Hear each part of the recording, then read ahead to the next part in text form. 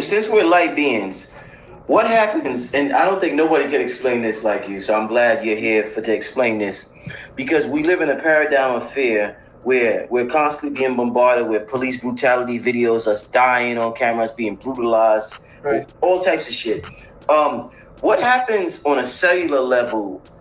Our light cells or whatever, when we induce with fear, when we're fearful, what's going on the inside of us when we're induced with fear? Everything constricts. Like Blood flow. tightens. Yes, blood flow, and there is a secretion of adrenaline that comes from the top of your kidneys, the adrenal glands. That's the fight or flight. That's the cortisol? Yeah, that's the cortisol. Okay. And it's poisonous. Yes. And because it's poisonous, it becomes a stimulant to get you to be stronger, to fight or run.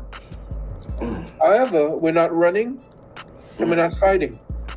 And so the poison stays within us and poisons the body, poisons the blood, so that your kidneys are affected, your lungs are affected, your heart is certainly affected.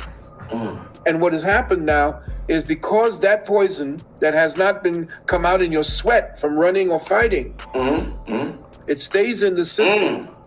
Oh, so if a bear tries to attack me and the cortisol rushes through my body, Right. it comes out of my body by me running or fighting because I'm Right. sweating. But you're saying since we're using it in an everyday instance, it doesn't come out our body. No, you're fearful, but you're grinding your wheels and nothing's happening. Oh shit! I never heard it. Okay, Don. Right. All right.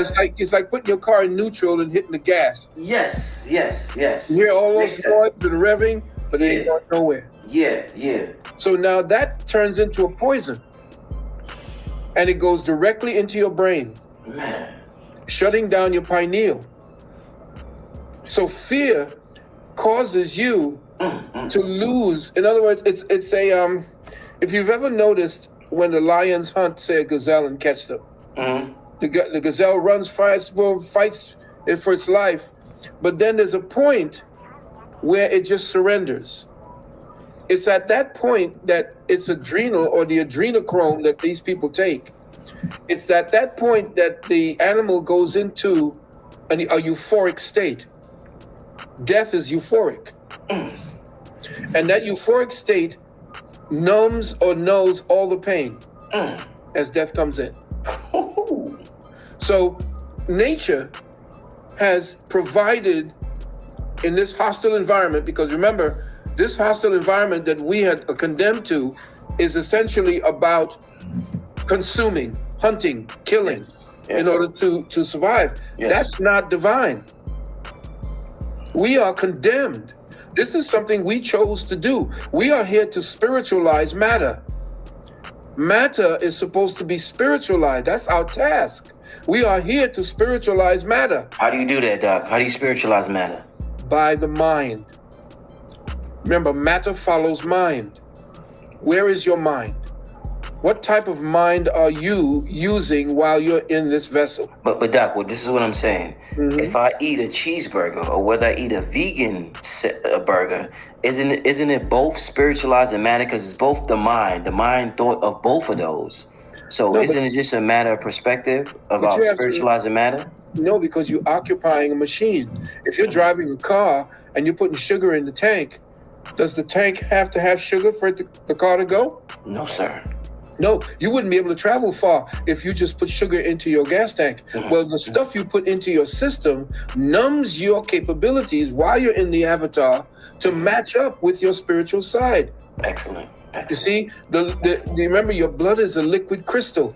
And as a liquid crystal, if you do not purify it, then what's running through your pineal is filth. Your pineal is shut down. In fact, when they talk about calcification of your pineal, it's not that it's calcifying based upon a whole lot of calcium coming around it. No, it turns into a gooey, flaccid material. If you know, as far as reproduction is concerned, when the lingam or the penis is flaccid, ain't nothing happening. When you have raised your pineal gland, there is no calcification. There is a crystallization. difference. Calcification is a form of crystallization, but it is not the purification like the purified type like the quartz crystal. When you raise the pineal now, there's a big crack in the sixth chakra. Okay, that's the thunder. That's the parting of the west, the earth opening up when Christ was crucified.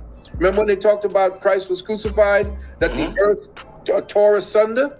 Well, that's what happens because crucifixion is a crossification. It's when the Ida and the Pingala shut down and the Kundalini rises and then cracks. That's that crack you get in your neck before Kundalini rises to the last stage, which is the seventh chakra. And that's when it lights the lamp of God that taketh away the sin or ignorance of the world.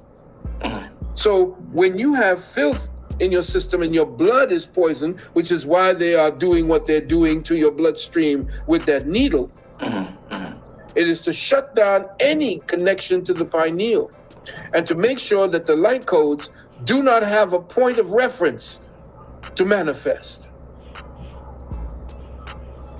Okay? So when the pineal is raised up, it means that the cave of Brahma, which is dark, wherein sits that particular thing, that the pineal, which looks like the head of a penis, by the way, when it does rise and it begins to get hard, so to speak, it rotates back and forth. And at the time, there is a phosphine or sparks that go off inside of the cave. And there is this, the yogis speak about a rainbow that appears over the top of the pineal. That is the original Ark of the Covenant. The covenant that says that the Creator is always with you in the upper room. So when you begin to start understanding what this Bible and all the rest of these stolen information, the stolen legacy, and how they masked redemption through the light codes in these story forms, but with the people in charge of the stories, instead of deciphering them properly so that the species rises, they gave you a religious, or to relegate your consciousness into this fableized nonsense. So you do not have the capability of raising that consciousness because your blood is polluted, and they want to make sure it stays polluted. Doc, there's internal processes that happen as well as external. And the external is usually a representation of the internal.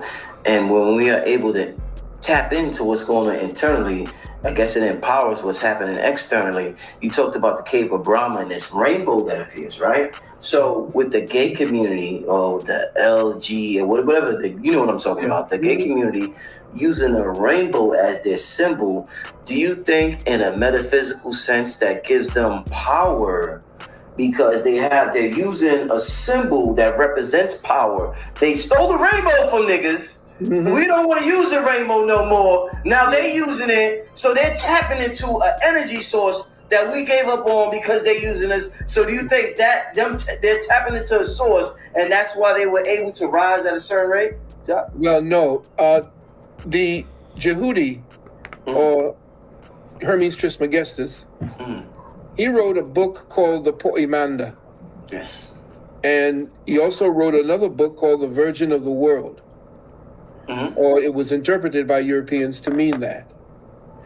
In one of those, I believe it was Poimanda, it speaks about the fact that if you do not sire a child in the physical realm at this point, then you do not psychospiritually comprehend what the Creator is all about.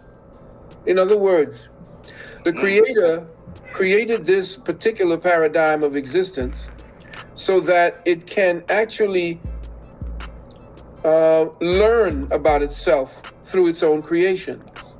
It's like I told my son when he had his son, that you are just looking at yourself now that you're raising your own. And as a father, you are now taking on the responsibility and feeling the type of love that the Creator has for its own creations. That particular feeling is transmitted back because you are imitating the Creator, just like the mother and that instinct to raise that child, to love that child, to suckle that child. That's nature. So the basic nature of God is masculine and feminine. And when you activate that principle within you, based upon the particular avatar that you chose to ride in, you are particularly expressing or specifically expressing what the Creator represents. Now, the Poimander says that if you do not do that, because today they're telling you you don't have to do that. Yes. You shouldn't do that. Yeah. What happens is they say, the Poimander states that if you do not do that in your life, then when you come back into the world, you will not know whether you're a male or female. Oh, I didn't hear that. No, I didn't hear that. Wow. Well, yeah, that's from one of the 1,000 books I read. Yeah? Yeah, so these incarnated beings that are coming in are these young incarnated beings, or these incarnated beings that did not. Who did not? Yeah, go ahead. Obey. Oh, shit. Be fruitful and multiply. Oh, shit. And this is from Tahuti. Yeah. Who we call Tahuti. Well, the Greeks call him Hermes Trismegistus. Yeah. Poimander. There's two ways. There's Pymander or Poimander. All right.